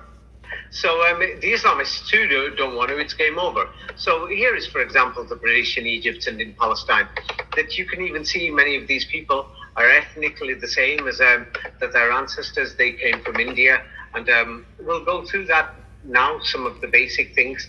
So the thing is, mysteriously, you could read this. After the British and the French invaded the Middle East, what happens? The French invasion of Egypt and Syria in 1798 marks the dawn of the Renaissance.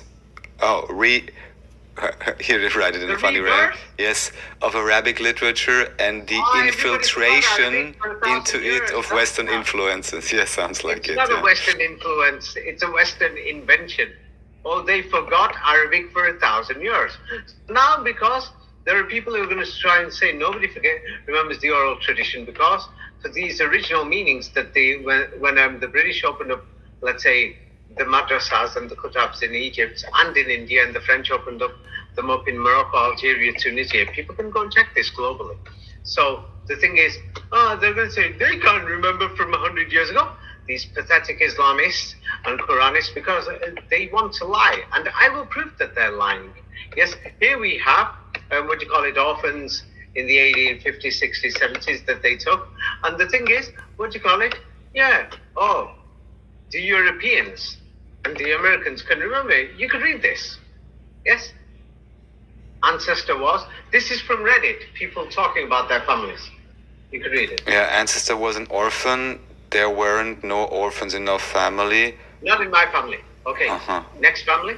My grandfather told me that she never talked about the relationship. Europeans who went to America and other places, they talked to their grandparents. But no, when it comes to the Muslims, the Quranists and the Islamists, because they only want to go by their dictionaries and fake history, they'll say, no, the Muslims and the Arabs, they didn't talk to their grandparents. Maybe they were aliens or something, or robots programmed not to talk to their grandparents. Yes, and I'm here. So this is how we know there is an oral history. Like, you could read this. What does this person's grandfather say?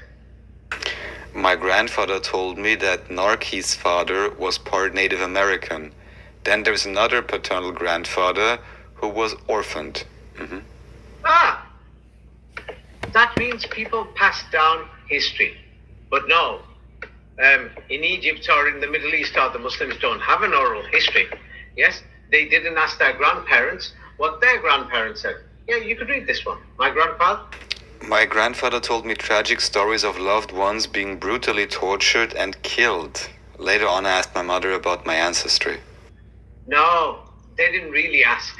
All this history is a lie, because many of these people who want to preach their Quranism or Islamism, yes, things like this, don't want to accept it. They just want to go by dictionaries, invent meanings, and all these things that the Europeans wrote, these dictionaries and everything. But the reality is coming out. The Quran came from Europe. Yes, what does this person have to say? I do have a birth certificate, although my grandfather told me it was his brother's birth certificate. What? Oh no, his grandfather didn't tell him anything. Because according to these Islamists and Quranists, nobody can remember 100 years ago. So he asked his grandfather, and his grandfather could remember his birth certificate because his parents told him that it was his brother's certificate. Yes. Oh no way can you can find this out. It's just fake history. No. People have got an oral history. Yes, the Muslims have one too. Yes. So the thing is, what we are being told, yes, what we have been told is, why did the British and the French invade Egypt? Yes, you could read the second paragraph. The purpose of the invasion had been to restore political stability to Egypt under a government of the Khedive and international controls that were in place to streamline Egyptian financing since 1876. Okay, so the thing is, I want you to read this, because now, after they brought these children who were 10, 11, 8 years old, yes, they grew up. Yes, and their children are already, many of them got pregnant, girls aged 13, 14, 15.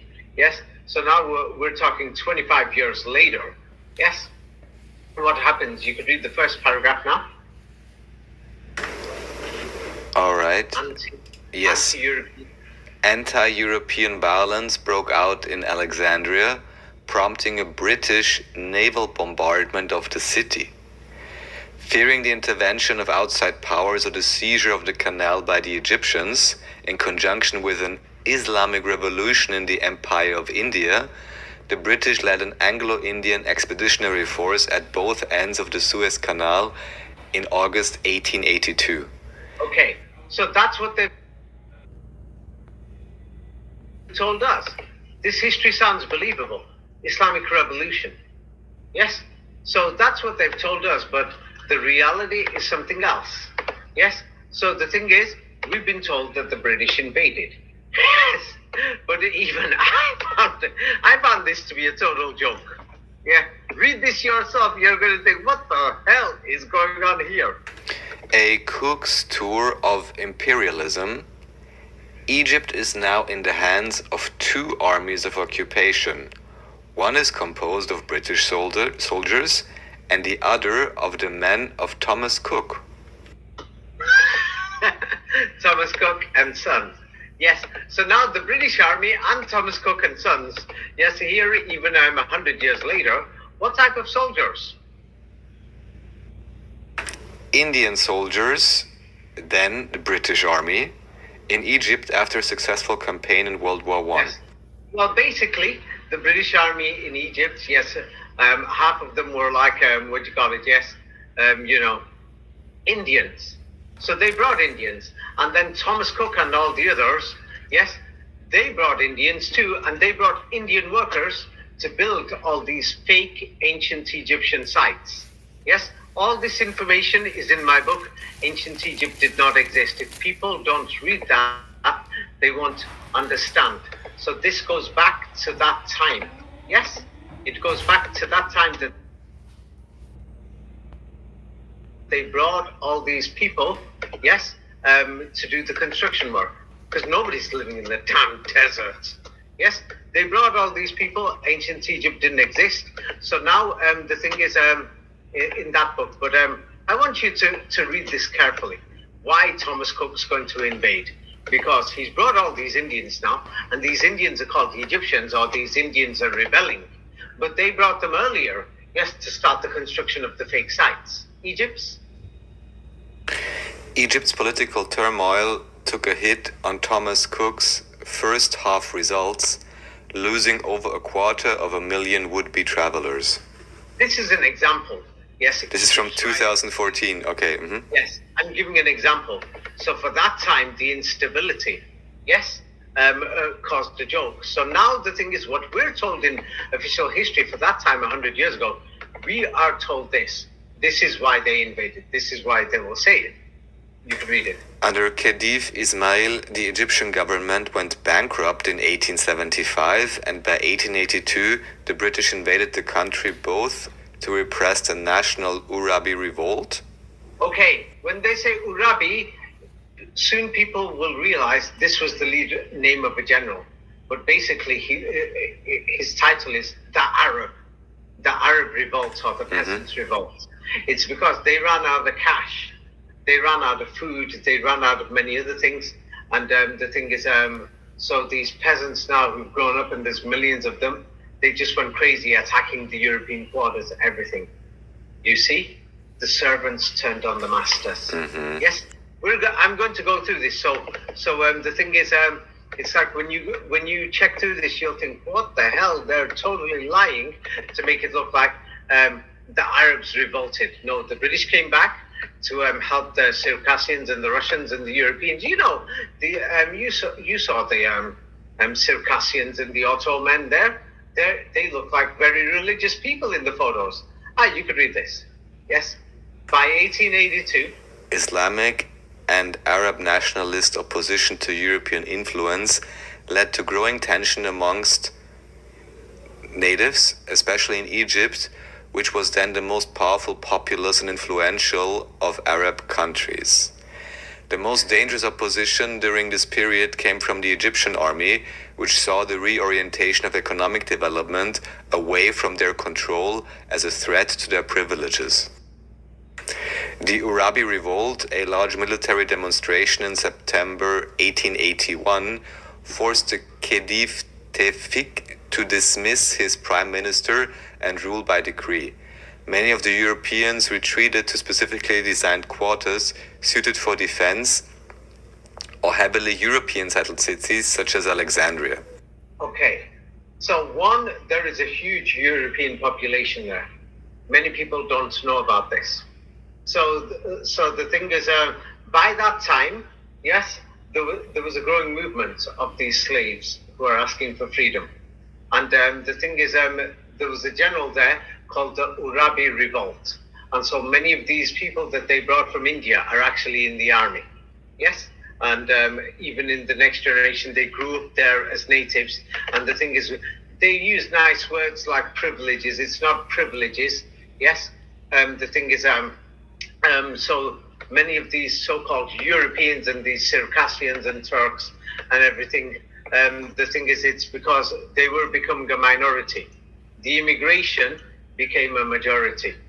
Yes? So you could read this. Tawfiq, yes, was one of the Circassians and Turks. He moved to Alexandria with the rest of the Circassians, Russians, as the officers led by Ahmed Urabi began to take control of the government. You could carry on reading this. By June, Egypt was in the hands of nationalists as opposed to European domination of the country, and the new revolutionary government began nationalizing all assets in Egypt. Anti-European violence broke out in Alexandria, prompting a British naval bombardment of the city. Fearing the intervention, we had this already, of outside powers or the seizure of the canal by the Egyptians, in conjunction with an Islamic revolution in the Empire of India, the British led the Anglo-Indian Expeditionary Force at both ends of the Suez Canal in August 1882. More Indian soldiers. It's an Indian. Yes, I mean it's even called Anglo-Indian Expeditionary Force. They're going to say it's Anglo. It's just Indians and East India companies, businessmen, cash. That's what it was. Yeah, a few British businessmen and officers and a whole lot of Indians. Probably not even them. You don't even know. Maybe Russians and other things. So it's business people. Maybe it was me or you. It's a lot to do with money. So French forces land in Alexandria at the same time. So basically they do this and they get rid of this Muhammad Urabi and his people. So, and what did they do? After they defeated these peasants' revolt, the purpose of the invasion had been to restore political stability to Egypt under a government of the Khedive and international controls that were in place to streamline Egyptian financing since 1876. Or basically to put the Circassians back in power. So now when somebody has a look, they've given him a fake surname, Ahmed Arabi, basically. Yes, and they've given him a name. And who was he? You could read it. Ahmed Urabi. Ahmed Urabi, also known as Ahmed. Call him Urabi. They've given him Urabi Pasha, was an Egyptian military officer. He was the first political and military leader in Egypt to rise from the Fellahin peasantry. Urabi participated in an 1879 mutiny that developed into the Urabi Revolt. Yeah, basically. So as you can see what's going on. You know, these people, they grew older and they became the majority. You see? And they're going to say that these people came thousands of years ago. We're going to have to go to, next time we're going to have to go through the trafficking of the people there because, or it will drag on too long. And people can go and check this themselves. Yes? and the entire thing of what was going on at the time and after this time, and then how it came to, with the education of the schools. Nobody was learning the Quran. There were no schools there. The land was basically empty. It's a desert. Come on. Same like in Arabia, we'll also find there was no Quran schools. There was nothing there. Arabia, Yemen, Oman, Kuwait, all these regions. And then when you check it, we'll go through all the countries one by one over the next 6 months if we have to. If we have to, but I'm not going to accept lies from Islamists or Quranists who are trying to harass people just because they want to say that something is the word of God, or to say that this means that this is what God is saying. Yes, we'll go through the evidence. We're not here to, push an agenda and show God.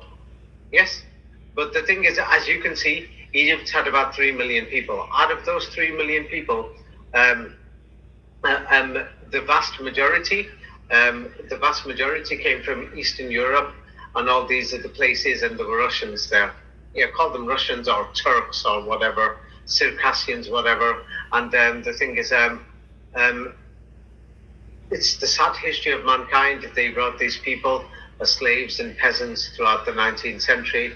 And then these people became the majority. Yeah, there was a lot of intermarriage and everything. In the end, they thought we're going to have to mix together. Yes, we brought these people.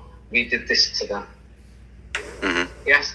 And so the thing is, then they had to provide them an education and all these other things. We're going to go through the exact processes and who did what, because it's not so long ago. It's only in the 1910s, 1920s, 30s, 40s. 85% couldn't even read or write this Arabic. Mm-hmm. Yes. Or, just in 1950.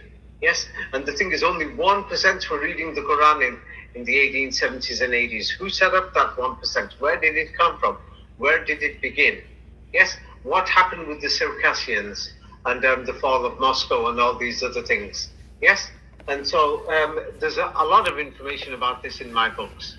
Yes. If people read my books or the books of Professor Fomenko, they'll find more information. And two of the best books that I've done that shows the forgery of the religions and shows the meaning behind some of these things are in my book, Secrets of the Kabbalah and 33 Degrees. Any questions, Raphael? Sorry to make you so sad, Raphael. Well, I've never necessarily, held anything to be directly from God. So it is, how should I say, I guess good to learn more and understand more about this, because then we can glean, what is valuable information without necessarily having an absolutist approach. And as you've shown, the Quran does contain a lot of valuable information, and then we can focus on extracting that. I talk about history, I talk about things, and if there is something that's got good information and everything, of course I'm going to say it. But I'm not going to give and tell lies about this history, about something, because people's lives depend on finding a history so that then they can figure out where we came from. Like, I'm not going to have the hypocrisy that many Muslims, yes, they read the book Skulls and Bones. And then I showed that there were skulls and bones in many places, and the story didn't make sense. Like, for example, I will give an example that the thing is, what doesn't make sense is that, let me show an example of here is a church, St. Stephen's Church in Luke, Switzerland. Now, they've got thousands of skulls and bones there, which doesn't make sense. And if they're going to say that they can't find no place to bury these things, and the thing is, they've got all these skulls and bones in the basement of God's church, right, in a cellar, and it was hidden. And the thing is, anybody can do the calculation, and that in 2021 this village only had 4,000 people. We can't find any old buildings. That means nobody was in the region or the area to show that there was a civilization or anything there for that many skulls and bones, and so it shows that the history doesn't make sense, and they're lying, and that they must have done something and killed these people, brought them there some type of sick history or something. Or yes. So in the same way, when people check the history and the population growth of many countries in the world, it doesn't make sense why in some places there's more people compared to the amount of farmland that's available. Let me just show you. Egypt, an aerial view map of what do you call it? There's no farmland there, and then the thing is, there's not enough. It's like a total joke. Yes, that it just doesn't make sense what all these people are doing there. Yes, and it's got such a high population. It's gone up from 3 million that we don't have enough farmland there. That Egypt has to import grain and many other things from Eastern Europe, from America. It's dependent on a lot of foreign aid. I mean, just look at that. Yes, you can just see it. Yes, that there's not enough fertile land there. Can you see it? Yeah. Yeah. The fertile land compared to Europe. That you turn around and think, hey, these people would have moved out of there centuries ago. So another reason why they created nation states and borders, it's so that you can manage all these people. A lot of it is not because of the conspiracy, but the conspiracy is the history. Yeah, they made a mistake. They shouldn't have brought that much slavery and that many people. Yes, and of course some people. It's like, for example, it's like you could take somebody from Bengal, and then you kidnap them, and then their children were born in Bombay as you got further west, and then 25 years later you took their grandchildren and you kidnapped them. They grew up in Kuwait, and they grew up as a slave there with one of the local people, and of course you know how they treat the slave wife or slave in the farm.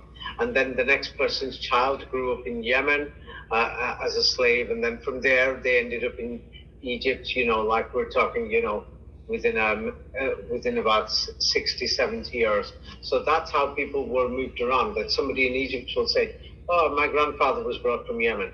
But then if you went to Yemen and found his grandfather, and he'll say, he was brought from, Oman. And then you go before then, he was brought from what is called Pakistan, but British India. So it's like if anybody checks the entire trade and the entire thing, it's like, don't worry, we're going to go through it. Yes, there can be questions, but please, nothing just to justify your religious lies because you believe that something is the word of God. Yes, it's like it's not about belief. Many of these people are claiming, I know it's the word of God. And that is when religion becomes dangerous. And some of these people who are pushing things like, this is the evidence of God, God, God, God, God. Yeah, come on. It's not God who's doing violence. It's these people who are saying, she's going to hell, she's going to hell.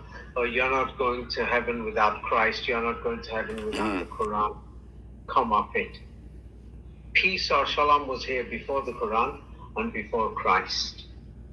And it's going to be here in the future too, peace and shalom. It's up to us. It's up to us as people.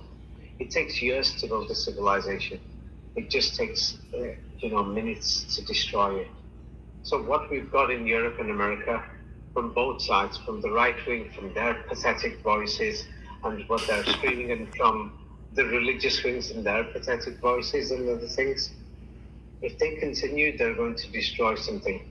Cairo was a beautiful city when they built it. Go and see it now. It's a Paris, and go inside the buildings, they smell rat infested. And many of them still have the old lifts from 100 years ago. It's just totally destroyed. It's totally destroyed. The walls are broken in many buildings. In downtown Cairo, it's like Paris. It was based on Paris. And you'll see many floors in some of the buildings are useless. Everything is just become joke. And it's just falling apart. And they don't know what to do. The population is just going to go up and up and up. No one knows what to do. So many people are saying, they're planning, plan MX and all these things and whatever. But no one knows what to do. They don't know what to do. Even I don't know what to do. The population, it's increased from 10 million to 120 million in 120 years. It's like It's going up by a million people a year. It's a joke. It's because of what happened, and the thing is, they gave them Arabic, they gave them the Koran. They thought we could set up a system of a simple thing, and then other political forces of how Hadith got involved, and these are the thing in business when other people got involved, and then the idea of a global caliphate, global Islamism, is how people got involved. It became a business. Yes, a lot of it has got nothing to do with the care the people or anything. We'll have to go through that. We'll go through the details. It's like when the British set up the schools, they didn't know that the Muslim Brotherhood would form out of it. Yes, when they brought all these servants and slaves, they didn't know that if you don't manage them properly, yeah, it was a mistake. Yes, same like now in Europe and America, we're making a mistake. We're enjoying ourselves. We're enjoying the products that come from the third world, and we can't see what we're doing, that their populations are going up. It's the mismanagement over there. And the thing is, we're not going to be able to handle it. While we're sitting in Europe, it's because we get the shirts, we're getting the food, the gas, the oil, we're getting all the products. We cannot see what's going on over there. I've seen it. The abuse is ridiculous. But because of that, the high birth rates and everything, it's total disaster. I'm being serious to you. We're heading to disaster. That's why I keep repeatedly saying, help people in the other side of the world. And the thing is, just go to Cairo, yes, a place called Midan Tahrir, yes, book for a hotel in that area, yes, and stay in one of those hotels and check the buildings out and go and check everything out and just see it there, and then go outside, yes, go outside and see how the majority of the people have more than half, yes, and then see what's going on and everything, and try and live with the locals. Examine everything and see what happened. Any questions, Raphael? Yeah, of course, there's many questions. I'm going to make this clear. I'm going to write more information about it, and it's in my 2 books, Secrets of Kabbalah and 33 Degrees. A lot more information is there. The British invaded to restore stability. Yes, one, Thomas Cook and the others. But then many of the companies that were kidnapping and sending these children were Indians or Arabs themselves. They did it, and they brought it, and they told these European businessmen, we'll get the job done. And the Europeans paid them, and they turned a blind eye. Same like today, yes? Chinese, Indian factories and Middle Eastern factories are saying, we'll manufacture the shoes, the shoelaces, the buttons on the computer mouse, the mobile phone batteries, chargers, everything, the house light bulbs, every single detail. We'll manufacture it. And the Europeans and the Americans are saying, okay, we'll give you this much money to the Indians and the Chinese and the Arabs. That's what they're saying, and they're turning a blind eye what's going on. Yeah. It's the same mistake. It is the same mistake. You see? It's still continuing what happened before. So the thing is, and now the world's population is at 8 billion. It's going to be 10 billion soon. God knows, another 2 decades, I'm guessing. And then the thing is, if we don't do something, it's going to be 15 billion people by the end of the century. And the thing is, we've got to manage these things. It's all up to us. It's been 100 years, these problems in Palestine and in Egypt and these other things. A lot of the reason for the Palestinian conflict is because they brought these people from India. A lot of these people who actually live in Gaza are the descendants of these slaves who were brought, by the way. Many people don't know this.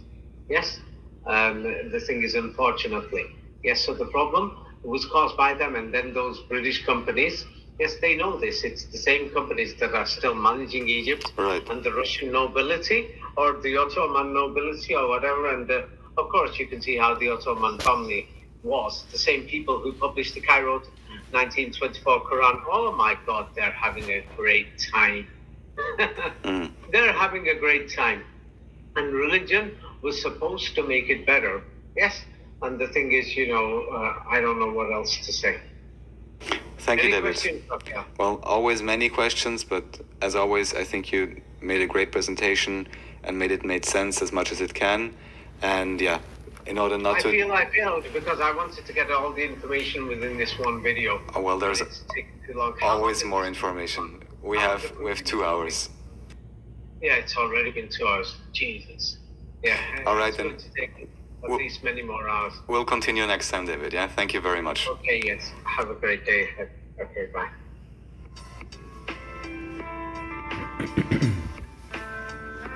Peace and love. As we checked out the scholarship, I'm not gonna hold you too much longer, but just make a few corrections. The ancient name of Europe, of where the original Koran come out of, is called Ubara. I had it on the screen earlier. That was the ancient name for Europe, where the people of Maraba'a. So we have to understand that the trading of slaves were with the Persians, not Arabs, Persians. In history, the Persians have destroyed the Arab heritage through writing such filth. Slavery is prohibited in Islam. And so we want to understand this was to make the world a better place, a way of life for everyone that didn't permit slavery and any killing of children and animals and any living being. And now, the last correction before we end is that the original name is Assalam.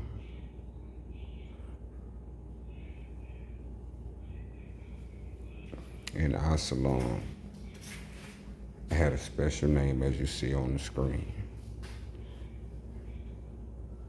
Illa Sufiana. Assalam.